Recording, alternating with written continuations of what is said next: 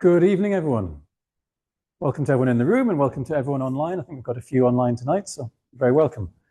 We've got an excellent talk ahead of us tonight. We welcome Dr. Simon Lee from St Andrews, which I'll get to in a second. A few administrative slides to get through first. This is our final two talks of the current season. Next month, we have our annual Early Career Showcase. We've got 3 excellent speakers lined up for February, so please come along if you can. And again, as always, it'll be online and in person. And then we can confirm our final talk of the season is going to be on the topic of coastal flooding. And that's going to be Steve McFarlane from SEPA. And we are signing the dotted line to host that in Aberdeen again. So we're going to try and move up north and welcome any members and guests in Aberdeen. So those are the 2 for your diary for the rest of this season. On that note, I always try and advertise our Mets. You're all very welcome, but I can also advertise membership as well. The benefits of which are listed there, including magazines, events, and discounts at conferences, and access to support grants, etc. So please do check it out on the website for membership benefits. And I'll get straight to the point, because you want to hear from Simon rather than myself. I can't really read it from here. So we welcome Simon from St Andrews. Simon is a lecturer in atmospheric science at the School of Earth and Environmental Sciences at the University of St Andrews. Prior to joining St Andrews, Simon was a postdoctoral research scientist in the Department of Applied Physics at Columbia University in New York City, and obtained his PhD in MET at the University of Reading. Also spent time rite of passage at the University of Oklahoma, and also served as co-editor-in-chief at the RMETS journal from 2020 to 2025. So lots to talk about there. But the talk tonight is around stratospheric influences on surface weather and climate, where Simon will review recent advances in understanding the diverse ways the stratosphere can influence wintertime weather, focusing on the North Atlantic. The evolution of this winter's vortex will be discussed, which will be interesting, including examining potential links to surface weather patterns. So look forward to hearing all about that. The usual rules apply. For those online, if you have any questions, please type them into the chat bar and we'll try and get to them. And I'll host a small Q&A at the end of the session. But firstly, I welcome our speaker, Dr. Simon Lee. I'm going to try and share this right first time.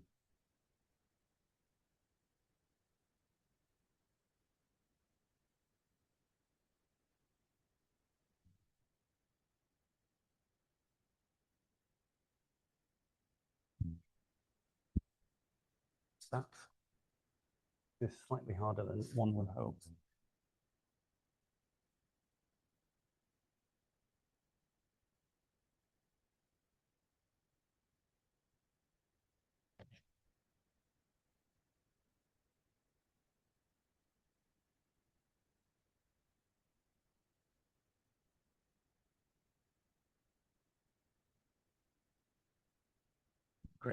Great.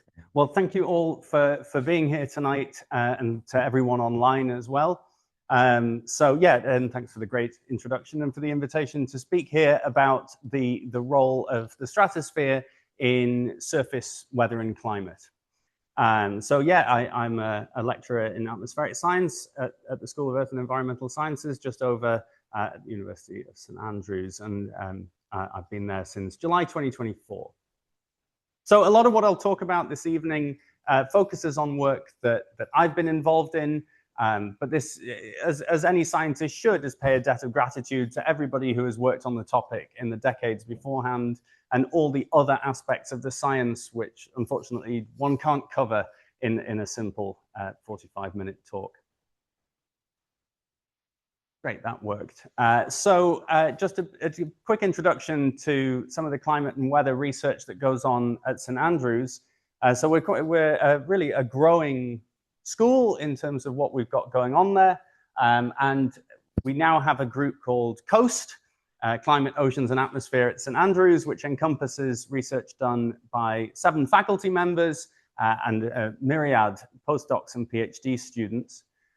Andrea Burke and James Ray work on geochemistry of past climates and thinking on the timescales of many millions of years of climate evolution, things like volcanic influences on climate and so forth. Rob Wilson, who's also head of school, works on dendrochronology and thinking more on timescales of the evolution of climate on tens of thousands of years. Graham McGilchrist is an oceanographer and an ocean climate scientist, looking at past and future climate change. Myself, working on various aspects of atmospheric dynamics on sort of seasonal to multi-decadal timescales. Mike Byrne works on climate, leads the Climate Dynamics Lab and works on aspects of extreme heat and climate change and fundamental climate change physics. And Ioana Colfescu, who also leads our NCAS group at St Andrews, works on climate and machine learning across various timescales. So we have research now ongoing, kind of covering all aspects of weather and climate. So tonight, what we'll talk about is, first off, give a bit of an overview of the stratosphere and some of the dynamics at play and kind of get everyone on the same sort of dynamical understanding, hopefully. And then we'll talk about sudden stratospheric warmings, these very exciting phenomena that occur in the wintertime stratosphere, and present some results on how they modulate weather regimes in the North Atlantic sector. We'll then talk a bit about wave reflection events and how these modulate what goes on over North America and some of the downstream impacts on North Atlantic and European weather, and have a quick look at a case study of Storm Eowyn, which took place, which affected the UK really about a year ago. It was the 24th of January, 2025. And then, yes, we will cover the vortex of this winter so far, have a bit of a review of that and a bit of a look at the forecasts. It was kind of fun when I wrote the abstract for this talk, I think way back in the summer, and I said, we'll talk about the evolution of the winter, obviously having no idea what would have actually taken place and thinking, what world would we be in? And here we are. So let's crack on. So let's start by looking at this figure. So what we're looking at here is pressure on the y-axis against latitude on the x-axis, running from the South Pole to the North Pole. And we're looking at the zonal mean zonal wind. So imagine you're standing looking into this. The oranges are easterly winds. So in this sense, they're coming towards you. And the blues are westerly winds going, no, other way around. Easterly winds coming towards you, westerly winds going away from you. And the top panel is the average from reanalysis, from era 5 reanalysis for the Arctic winter, and the bottom panel for the Arctic summer. Now, what you can see is a range of different features, which we'll walk through now. So when we go into winter, the pole tilts is away from the sun and enters polar night. And that establishes a very strong thermal gradient between the tropics and the pole. And so there's very strong cooling in the stratosphere in winter. And then by the process of the large-scale balance of thermal wind balance, this relates the horizontal temperature gradient, the meridional temperature gradient, this dt dy. I promise this isn't a super mathematical talk.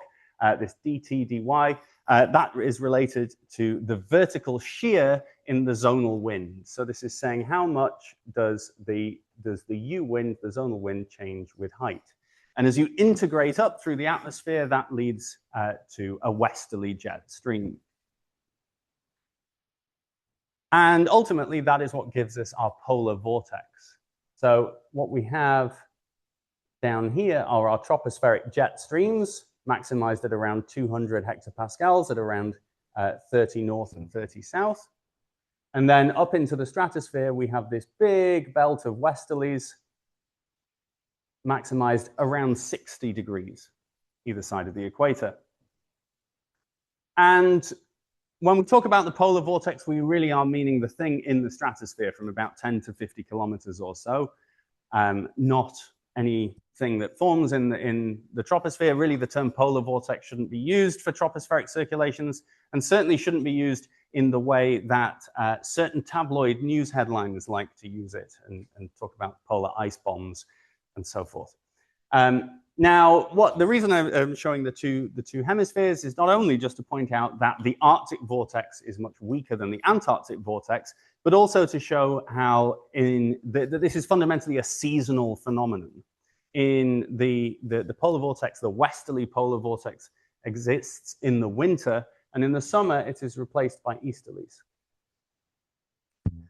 So this is very much a seasonal phenomenon. And this is what it looks like when you think about it as in a map sense. So moving away from that zonally average sense and looking at this as a map, this is a view of the Arctic polar vortex at 10 hectopascals, so at around 30 kilometers above ground level on the 12th of March, 2019.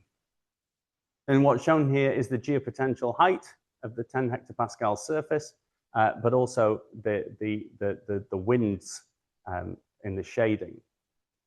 Now, this is an example of a really nice, strong Arctic vortex.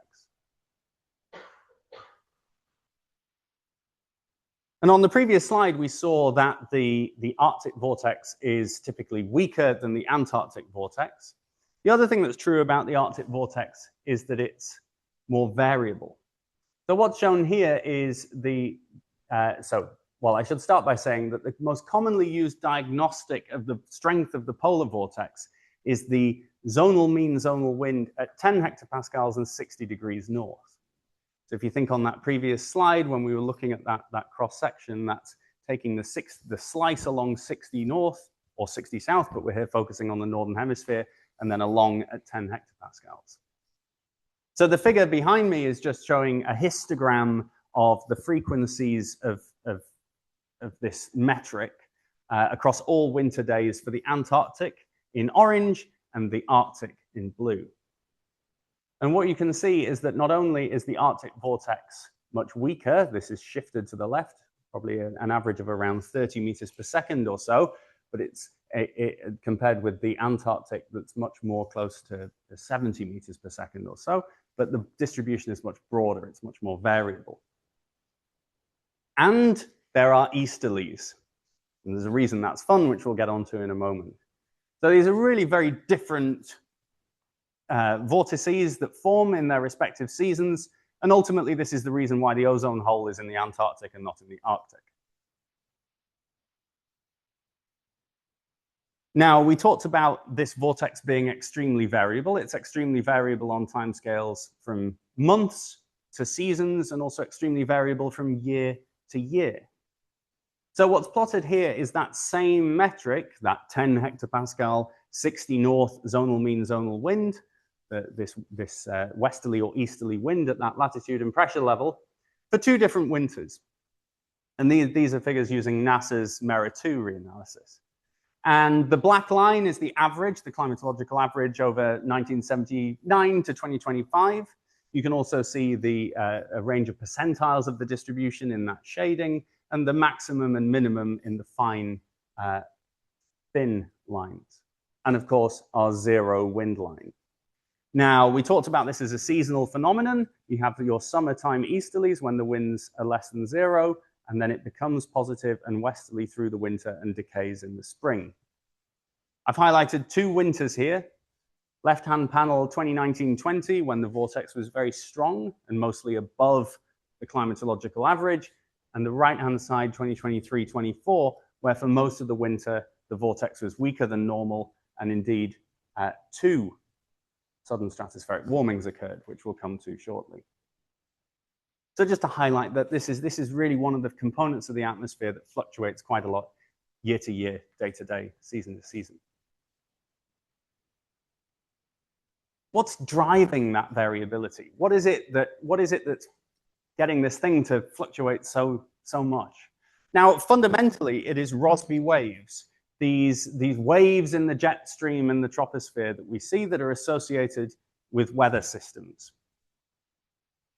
Now, these form in the troposphere, but they can actually move upwards into the stratosphere, where they can interfere with the vortex. But only the biggest of them do so. So when we talk about waves that move from the troposphere to the stratosphere, these are typically those which have what we call zonal wave number 1, 2, or 3. where you can fit 1, 2, or 3 ridges and troughs around a latitude circle. And these can move up into the stratosphere only when the winds are westerly. So this kind of dynamic variability is something that we only see in the winter, not the summer, because in the summer we have that reverse temperature gradient and we have easterlies. These waves, as they grow up, as they move upwards into the atmosphere, into a region of lower density, they grow in amplitude, and ultimately in a process that's very similar to a wave rearing up and turning over when it crashes onto a beach, can do so in the stratosphere.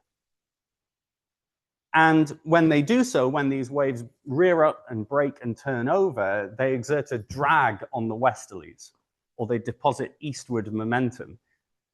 Easterly momentum, sorry, westward momentum. Easterlies and westward and eastward. It's a confusing set of phrases. Now, they drag, they slow down the westerlies. They decelerate it. And this can be diagnosed through looking at something called the eddy heat flux. So this is essentially, if you think about a meridional wind, a poleward wind acting on a temperature gradient, it's related to the advection of this heat polewards. And an upward propagating Rossby wave has positive eddy heat flux, and so the vortex strength is strongly related to the amount of eddy heat flux. Now, we're going to go very briefly, rather technical, and this is will appeal to some people and turn other people right off, but just bear with me for a bit of maths. So we're going to talk something about the Eliason-Palm flux, the EP flux, and those of you who pay any attention to the stratosphere in the winter will have probably come across this. You can write this as a mathematical relationship to say that this flux F, which is a flux of waves, a flux of wave activity, some diagnostic of where the waves are going, is a function of latitude or Y and pressure, and it's ultimately related to two quantities, the momentum flux, this U star V star, and the heat flux, a V star theta star, where theta is potential temperature. We're going to focus, so this, I should say this is because it's a vector, this is the X, this is the Y component and in latitude, and this is the Z component or in pressure. Now, what we were saying before was that if you have a positive eddy heat flux, you have V star theta star is positive, then F is positive, and therefore you have upward propagating waves. So that tells you about where the waves are going, where they're moving in latitude in that momentum flux term, and where they're going in pressure in the heat flux term. Now, if we think about waves moving up into the stratosphere, ultimately they can converge in the stratosphere. They've got to converge somewhere. So you can actually write the divergence of this term, which gives you this. Now, this is ultimately relating whether the waves are converging or diverging, whether they're bunching up or spreading out, to the change in the zonal wind, this U, with time. And so all this is saying is that if you have convergence of the flux, then this term is negative, and therefore this must be also negative. So if you have convergent EP flux, then you have a deceleration of your jet, a deceleration of your polar vortex. Ultimately, at the end of all that maths, that's just what we were trying to get to. Right, let's quickly move away from that. So realistically, the reason why we have so much variability in the Northern Hemisphere in winter and all this sort of stuff going on is because the Northern Hemisphere is so strongly zonally asymmetric. It's got mountains, it's got land, it's got sea, it's got all these sorts of things that lead to zonal asymmetries, differences from that zonal mean.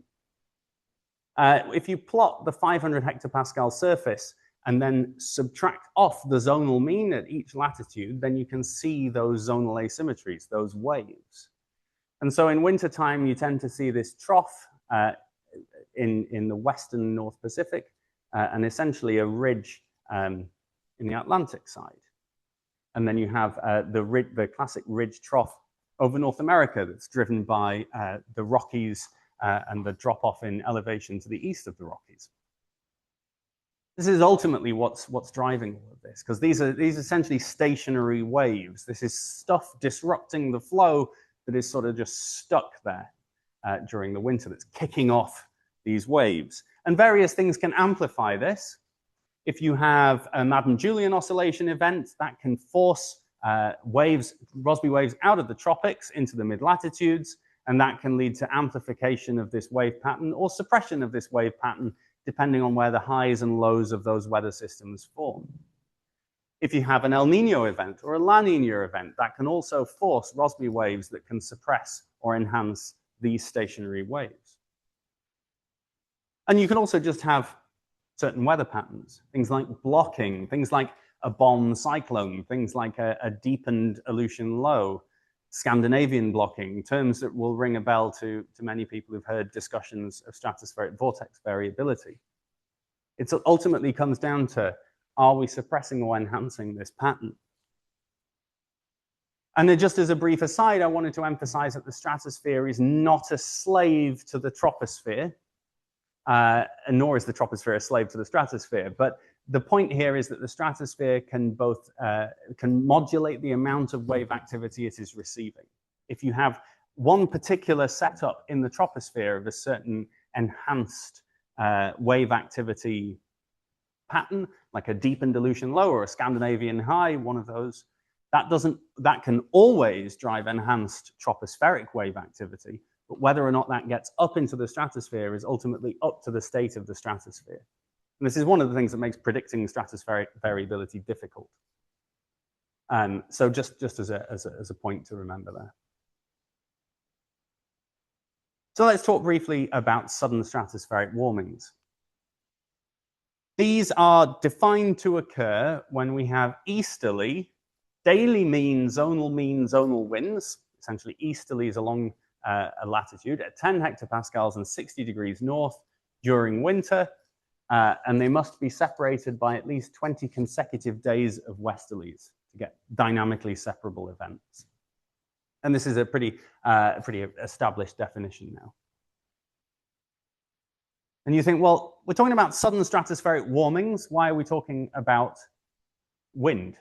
Zonal wind and temperature related by thermal wind balance. So even though these were first discovered in the early 1950s in Berlin by launching radiosondes and seeing the temperature in the stratosphere warm rapidly by 50, 60 Celsius in just a few days, we now diagnose them in terms of the wind because it's the wind that's ultimately most critical for the dynamics. So what we see here are just lag time series of the evolution of SSWs. In terms of the left-hand panel, the zonal mean wind at 10 hectopascals 60 north, and the right-hand panel in terms of just the average temperature over the polar cap. And what you'll see is this rapid deceleration of the vortex winds in just a few days, a very brief period on average of easterly winds at 10 hectopascals, followed by a recovery to westerlies. Associated with that, this warming of the polar cap. As of this year, there have been 45 of these events since 1958, according to ERA 5 reanalysis, which is a blend of a model and observations produced by the European Centre for Medium Range Weather Forecasts. I chose 1958 here because that was the International Geophysical Year, where radiosonde observations of the stratosphere at least, became more common following the discovery of sudden stratospheric warmings earlier that decade. The ERA 5 reanalysis does go back to 1940, but the observational constraint on those first 18, 19 years is pretty poor. And so if you find SSWs in the first couple of decades of that record, it's hard to know that they're real and not just a figment of the model's imagination.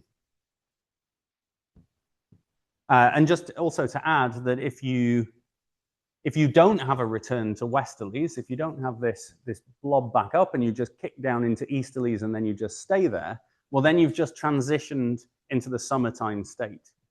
And so that's called a final stratospheric warming, a situation where you just destroy the vortex and you transition into the summertime state.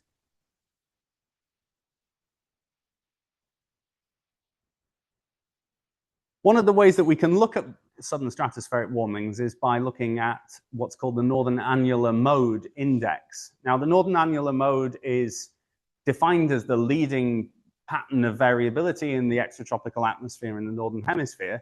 It ultimately relates to the average geopotential height anomalies over the Arctic. If the Northern Annular Mode is negative, then you tend to have higher pressure over the Arctic at any pressure level in the atmosphere. This is a vertically deep phenomenon, and lower pressure surrounding it, a weakening of the mean meridional gradient. And if it's positive, it's an enhancement of that gradient. And so when we have a sudden stratospheric warming, we have an increase in the pressure in the heights over the Arctic, and therefore a weakening of this vortex circulation. So if you take an average of that across all the way up into from the bottom to the top of the stratosphere and in the troposphere as well, lagged relative to observed SSWs, then you see this abrupt development of the negative NAM, this weak vortex in the stratosphere, throughout the column, essentially within a couple of days, followed by this long and this slow descent into the lower stratosphere, and then this long persistence. Now, this is called a dripping paint plot because or it's referred to as a dripping paint plot, because of these apparent drips from the stratosphere into the troposphere.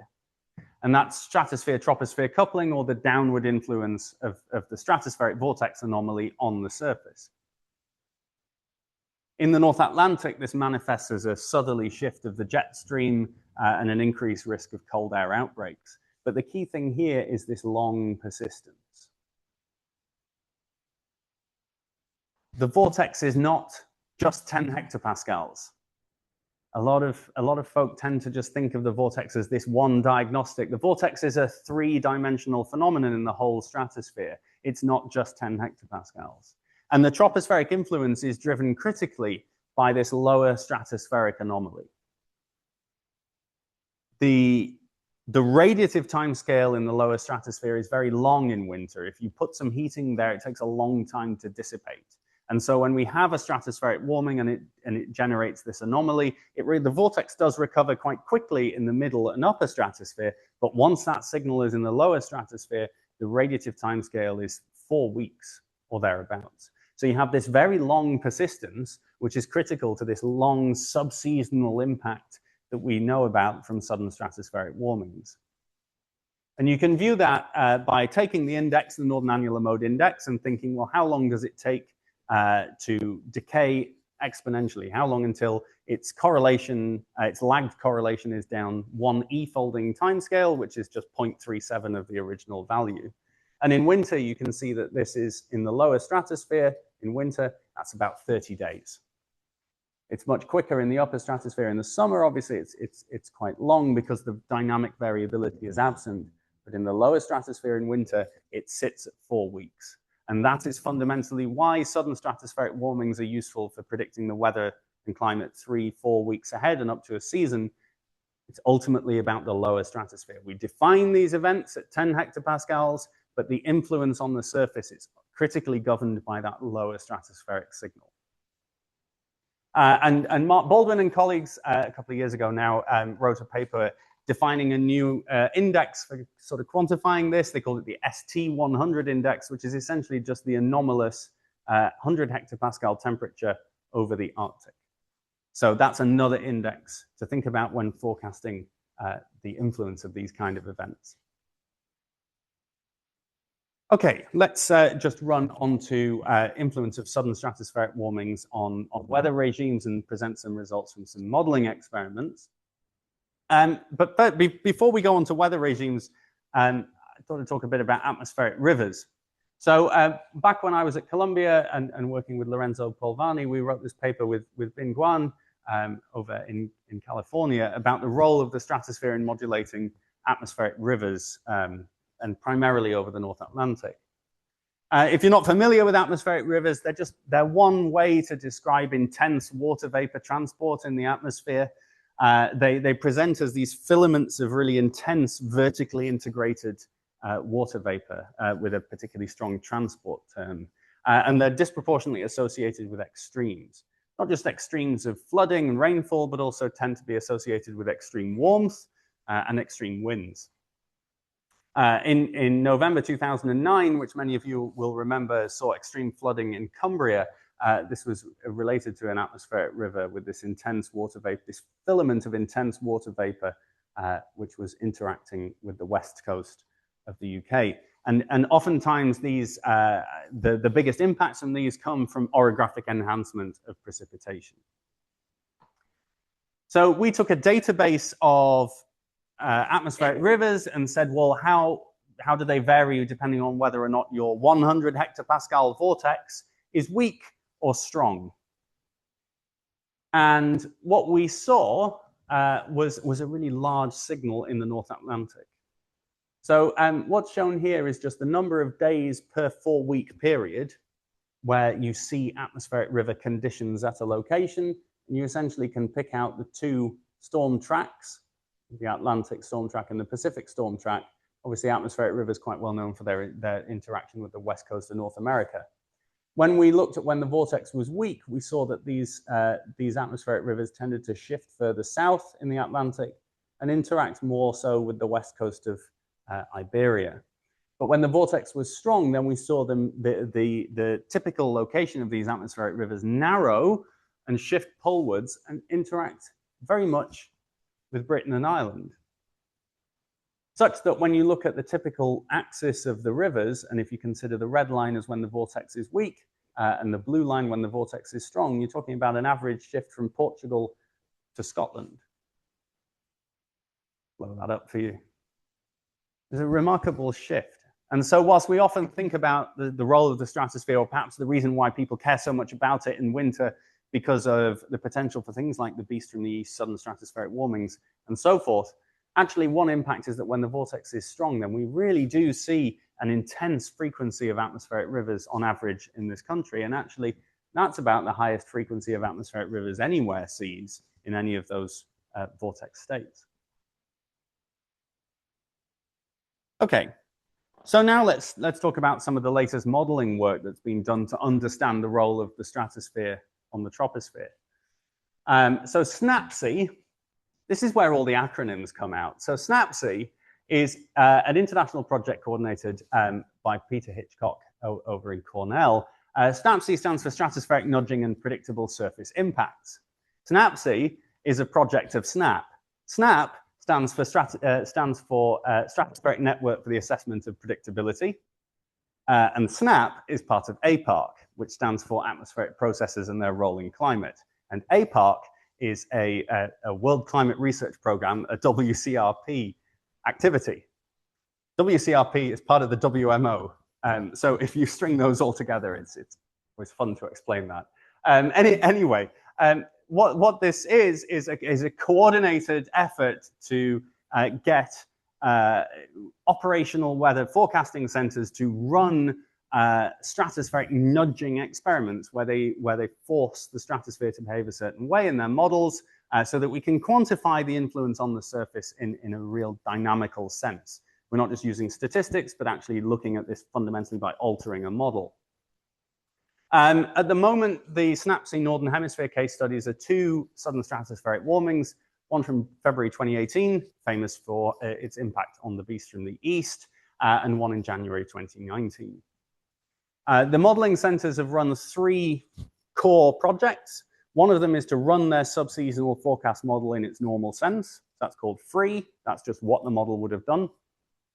The other one is nudged, where a false term is added to the model equations to kick the stratosphere toward the Era 5 reanalysis, toward the observations. Basically a perfect stratosphere forecast.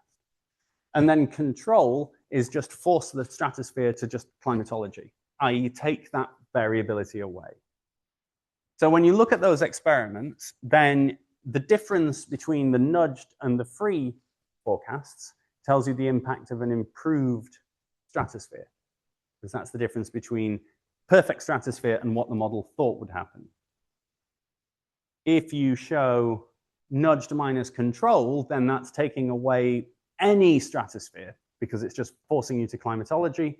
So any of the variability can therefore be diagnosed. So the impact of an improved stratosphere nudged minus free, nudged minus control is just the full impact of anything that was going on in the stratosphere. And so in this paper, which came out last year, that was led by Robert Lee at Reading, who is of no relation to me, despite us sharing degrees, supervisors, research interests, and all of the above, and sometimes get attributed to one another's work. We wrote a paper using some of this SNAPSI data, which I should say is also freely available on Jasmine, the shared data server. So what we were looking at was, so this is 2017-18, this is what happened in terms of our northern annular mode.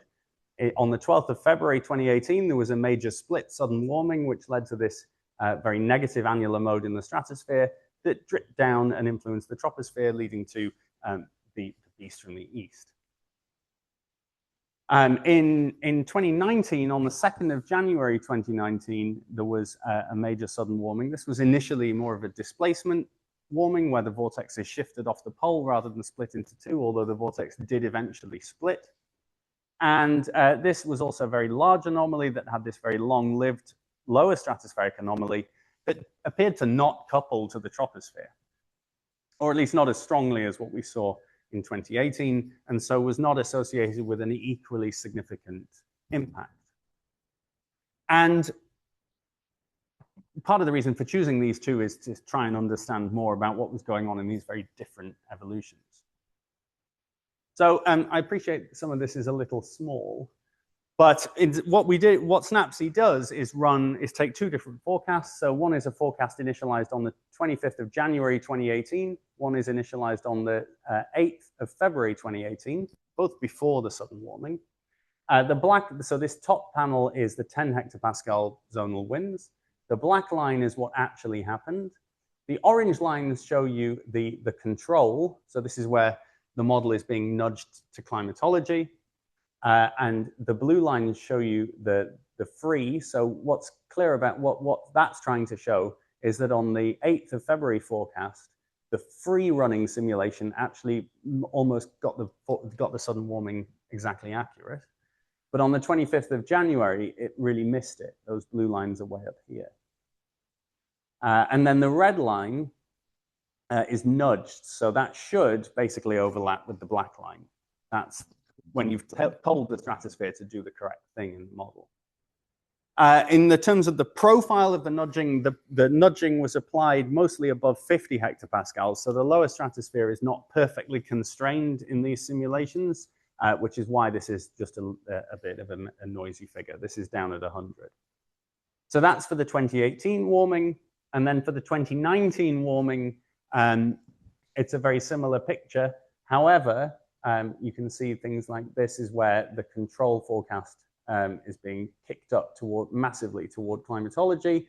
The blue is the free running simulations, and the red is the nudged to observations. Basically, this is just saying, okay, what we're doing is we're artificially imposing a stratosphere in the model. And that allows us to then, the model will then integrate forward with all the correct physics, and then we can pull out the influence of that. To do so, we look at weather regimes over the North Atlantic, and we take a pretty well-known set of 4 regimes: the negative NAO pattern, negative North Atlantic oscillation, the positive North Atlantic oscillation, the Atlantic ridge, and Scandinavian blocking. This is defined through a clustering approach to 500 hectopascal geopotential height. And these regimes are associated with very clear temperature and precipitation and snowfall patterns. The most kind of exciting one, I guess, in winter is the negative NAO, which is also called Greenland blocking, where we tend to see very cold conditions. And if you look at the snow anomalies, on average, such an enhancement of snow that you can barely see the background of the map. Contrast that with the positive NAO, which is very warm on average, and also quite wet, as we saw from similar to the atmospheric rivers. An Atlantic ridge, which we'll also come to, is actually a little bit cooler than normal, but not typically associated with large snow outbreaks. So using these data, we were then able to look at how the stratosphere modulated the regimes. And let's first look at 2018. So the top panel on this just shows you the evolution of these regimes from January through into early March. And we're looking at this first week of March, where in terms of fraction of the week, this week was entirely the negative North Atlantic oscillation. And that was the sort of the beast from the east style time. Key thing to look out for here then is these are the percentage of the ensemble in the free running simulation from the 25th of January. And so most of the ensemble was predicting the positive NAO at this time. If you go down to the nudged, which is where we've nudged it to what actually happened in the stratosphere, you can see that this shifts over and most of the ensemble then forecasts the negative NAO. So fixing the stratosphere gave you a better troposphere. We have this biggest change in nudged minus free for the negative NAO. So putting the stratospheric warming in forced the troposphere toward the negative NAO and improved the forecast. So that confirms the role of the stratosphere in the negative NAO in 2018. In 2019, the verifying week that we're looking at here is sort of mid-January, and the verifying regime at that point was the Atlantic Ridge, not the negative NAO. But when we look through at what the stratospheric nudging did, that also took the forecast toward the negative NAO. The biggest positive change is here, nudged minus control or nudged minus free. On average, adding the sudden stratospheric warming in shifted the forecast to the negative NAO, even though that wasn't the correct outcome. Now, what that tells us is that the occurrence of an SSW systematically shifts the forecast towards the negative NAO. And that this is kind of a relatively generic thing that happens when we have a big sudden stratospheric warming. That's not to say that it's going to give you the right answer, and it's not to say that it can override anything else. The stratosphere is only one contributor to tropospheric variability, and it's potentially the case that the tropics were more influential in 2019 and overrode this signal from the stratosphere. Okay, let's just move quickly through wave reflection events. These are getting a lot more attention now, and partly that's, hopefully that's related to them getting more research attention, which we've been involved in, but perhaps also just due to an increasing understanding of the stratosphere. So when we have a sudden stratospheric warming, what we have is a wave that is moving up into the stratosphere. It's breaking in the stratosphere, it's depositing this momentum, and it's being absorbed. A reflection event is when a wave propagates upwards and is, for whatever reason in the stratosphere, bounces off it and comes back down. And in a couple of papers which I've been involved in with Gabriella Missouri over in Uppsala in Sweden, Gabriella's PhD student Mikael Schutte, and others, we've been looking at a way of diagnosing these events, particularly in terms of their influence on North American weather and climate. Now, we diagnose these events as the difference between the anomalous eddy heat flux in this region here, which is we call Siberia or kind of Northwest Pacific, and this region here over Canada. It's just a simple difference of two indices. And then we say a reflection event takes place when this index is greater than 1. Now, often for any dynamicists or anyone interested in this, this is often occurring when we have a wind profile, the zonal wind profile, which temporarily increases with height in the stratosphere and then decreases above that. So some form of curvature in that profile. So this is a very simple index that can be calculated readily with operational forecast data, which is part of the motivation for why we went about it. What we saw when we composited this, we found about 45 events in the reanalysis record, so a similar frequency of these events to SSWs, was we saw that if we composited the average geopotential height over North America and lagged that relative to the event onset, that the overall change was an increase in the geopotential height over the Alaskan region and a decrease downstream, or a switch from this trough to a ridge and vice versa, basically a flip. These are kind of mirror images of one another, or inverse images. Associated with that, North America on average cools rapidly. It goes from being on average much warmer than normal to much cooler than normal, leading to a big, big cooling. And so we quantified this in terms of a weather regime perspective and said this is an evolution from the Pacific Trough weather regime to the Alaskan Ridge weather regime. And it essentially drives a temperature whiplash, or a transition from very warm to very cold conditions. This is on the timescale of just really about a week, a really rapid cooling. Now, if you have a rapid cooling over North America, then what you do is you enhance the baroclinicity, that temperature gradient, just off the east coast, because you've got the warm ocean and the Gulf Stream there. And if you have the really cold air over the landmass, you've got a really sharp temperature gradient, primed for cyclogenesis, primed for intensification of the jet stream. And that's indeed what we see. So within about a week of the onset of these reflection events, then we see this cold air outbreak over North America, an intensification of the jet stream, and then an increase in the likelihood of extreme winds. So this is just saying this is the frequency of 10-meter wind speed greater than the 98th percentile. So if it was the climatological likelihood, it would be 2%. And there are regions here where this is 4 or 5% or so. And you can see also here, this is the anomaly of the zonal wind at 250 hectopascals, so a diagnostic of the strength of the jet. And you can see an anomalously strong jet across the Atlantic. That's what we also saw in the very stormy winter of 2014, when we saw this kind of a storm factory almost off the US East Coast, just pinging storms and exceptional rainfall across the Atlantic. And so we have this, starts off with a pattern that's warm over North America, it shifts westward, much cold air plunge over eastern North America, warm air up into Alaska, a sharp baroclinic zone off the US East Coast, intensification of the jet, and downstream storminess.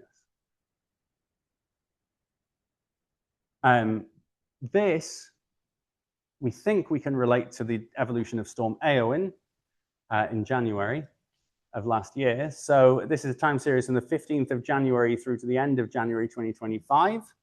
The orange line is showing you the amplitude of the Alaskan Ridge regime. The black line is showing you the reflection index. The 17th of January, we hit our 1, so the reflection index became a reflection event. The following day, the pattern transitioned into an Alaskan Ridge regime. On the 21st of January or thereabouts, shortly after the peak of the reflection event, Storm Eowyn began to develop off the US East Coast. And then on the 24th of January, Eowyn impacted Scotland and caused widespread damage and widespread red weather warnings. So around a week from the onset of the reflection event to Storm Eowyn, which is exactly what we see in our study. Right, the winter so far, final bit. So this winter was exciting because we had the joint earliest major southern stratospheric warming on record, at least according to ERA 5 reanalysis. There are different models run, different reanalyses run. ERA 5 at least does have this as a major sudden warming, although only just. If you plot the time series of our friend, the 10 hectopascal 60 north zonal wind, then you can see it decelerate through November, and then on the 28th of November, the daily mean is minus 0.1, which makes it probably the weakest southern stratospheric warming and the joint earliest, at least in the kind of reliable record. It may be the case that you could consider this, if it's not present in all the reanalyses, then you could just say it's not a robust event. And the vortex, so the vortex, this was our same profile. You're looking here at the red line, weakened through November, and then it's kind of sluggishly trying to re-strengthen since. We talked a bit about the lower stratosphere and thought about the temperature of the lower stratosphere and the temperature over the polar cap. So that's essentially what's shown here. And you can see a black line is climatology. Once we had our very weak, our little sudden warming at the end of November, we've generally remained warmer than normal since. So the vortex in the lower stratosphere has been unusually weak throughout the winter. Now that favors a negative North Atlantic oscillation at the surface, and that's broadly what we've seen. We've seen higher than normal pressure over the Arctic region and lower than normal pressure to the south, which is why we've seen oftentimes colder conditions this winter, or certainly an absence of really strong, mild westerlies on average through this winter. The forecast.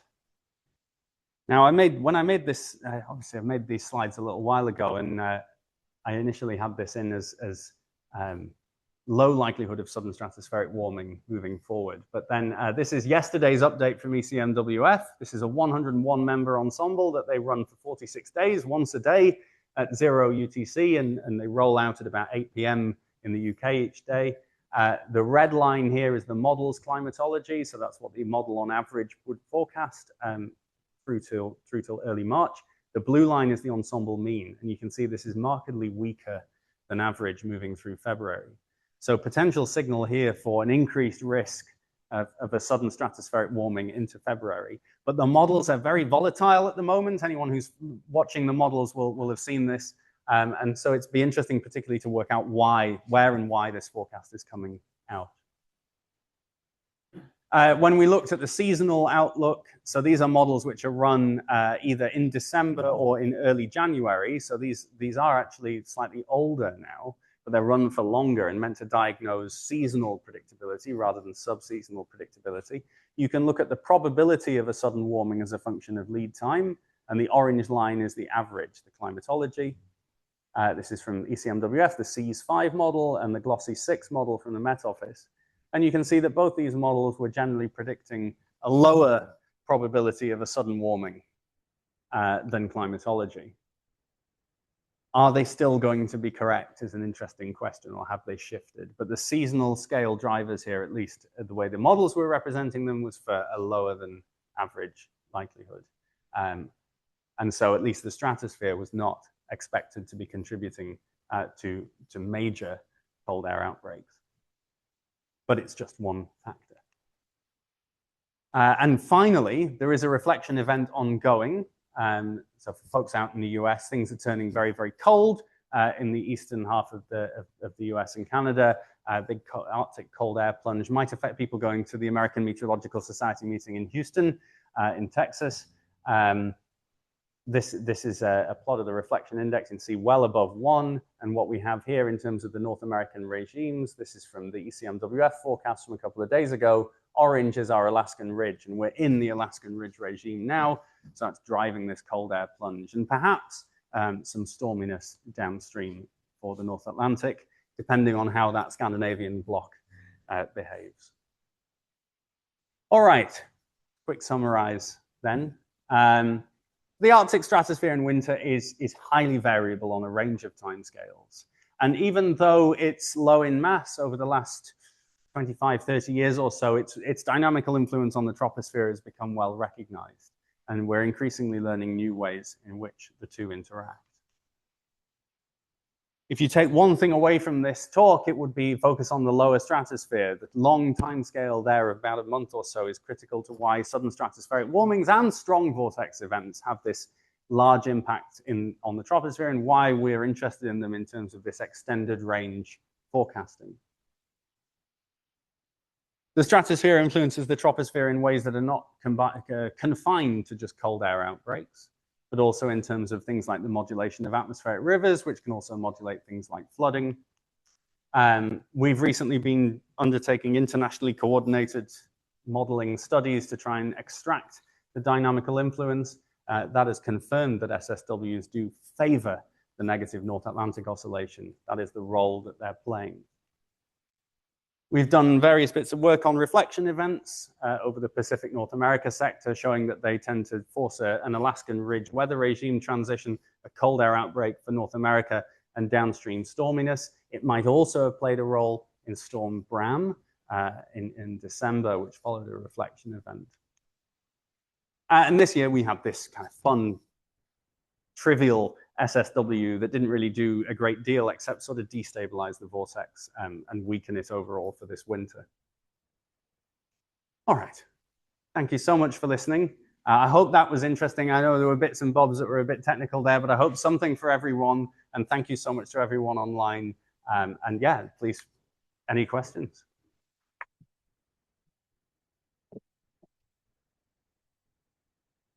Thank you, Simon. Fascinating stuff and expertly delivered. Thank you. I've got one quick question. You should take the lead question. It's a simple question with a complicated answer. I'm sure you get asked all the time. Touched on it at the end there, and you touched on it in the middle as well around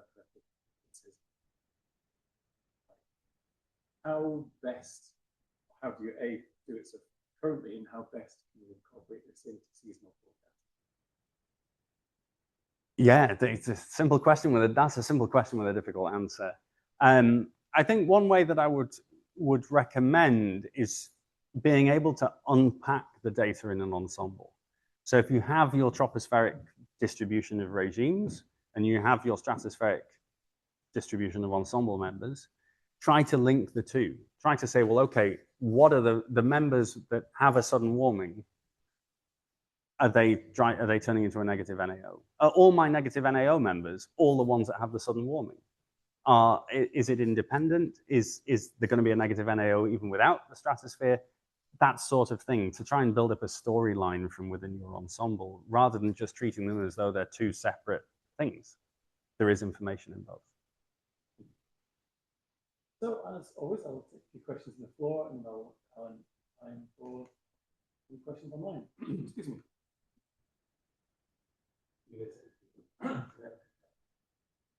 Hi, Simon. Thank you very much for your very enjoyable talk. So towards the end, you mentioned wave reflections, and then at the start, you mentioned Rossby waves, wave numbers 1, 2, break, only the big Rossby waves break. How do I reconcile that with my observation of mountain waves, atmospheric mountain waves propagating into the stratosphere? They're obviously smaller than that. Are they different mechanisms, or what's going on?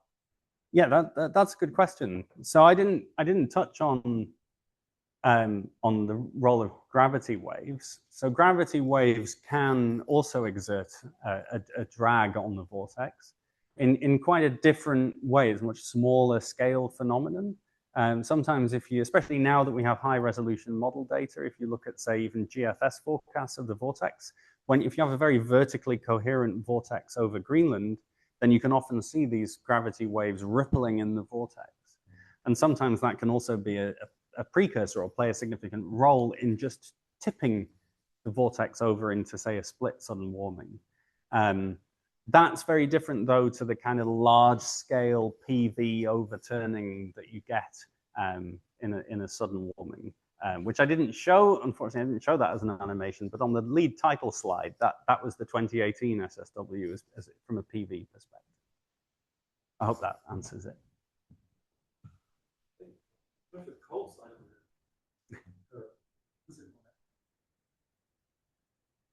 was a great talk. Thank you. I just wanted to ask, has stratospheric variability ever been anticyclone high pressure stagnating event?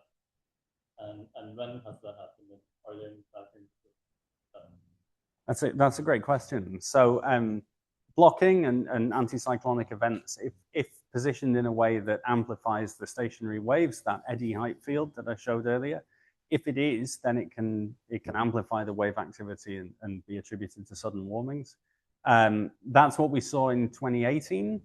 So prior to the 2018 sudden warming, there was a pattern which led to anticyclonic conditions over Scandinavia, which ultimately sort of broke over into the Ural region.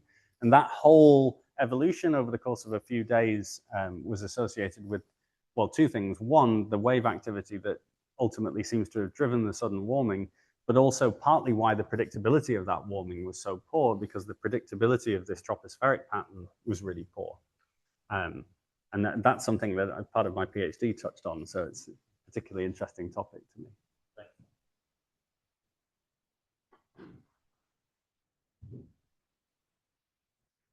Questions on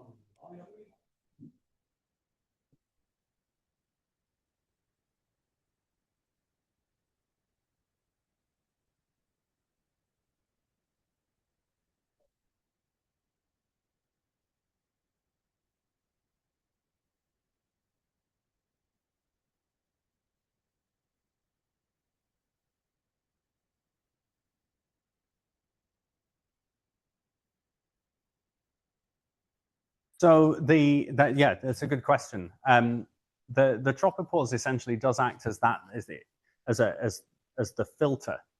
So the wave energy can very much permeate the tropopause, provided that the wind profile is westerly.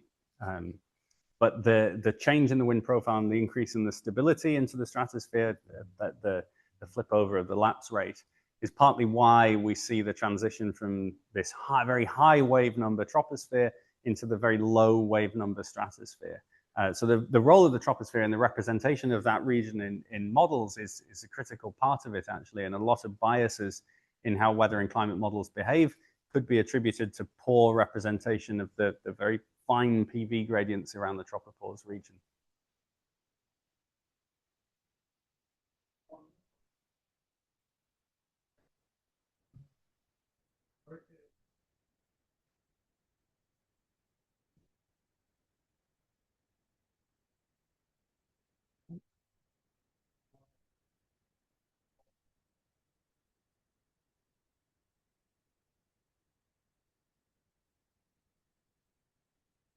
So that is a good question. It's one that this plot often leads to. One thing I should say is that this is because it's compositing 45 events or so, is that many different features of different events can get combined into one. And so often you have blocking or a negative NAM around the time of onset of the SSW, almost kind of aliased into this. And you can't just say that everything that you see here is the influence of the stratosphere. For that, you need to do these modeling experiments that we've been doing. However, there is often a very rapid response in the troposphere. In the case of split sudden warmings in particular, because these are generally very barotropic and they just rip the entire vortex right down into the lower stratosphere in the course of a few days, you have an anomaly in the lower stratosphere very quickly. And therefore you have a response in the troposphere very quickly. In terms of other events where you have more of a displacement type event, they can often have a slower evolution down through the stratosphere and therefore have a bit of a more lagged response in the troposphere. But it's ultimately about thinking, well, what is the state of the lower stratosphere? Great, thank you. Cool time for questions, but once again, can we have that's really good. Thank you.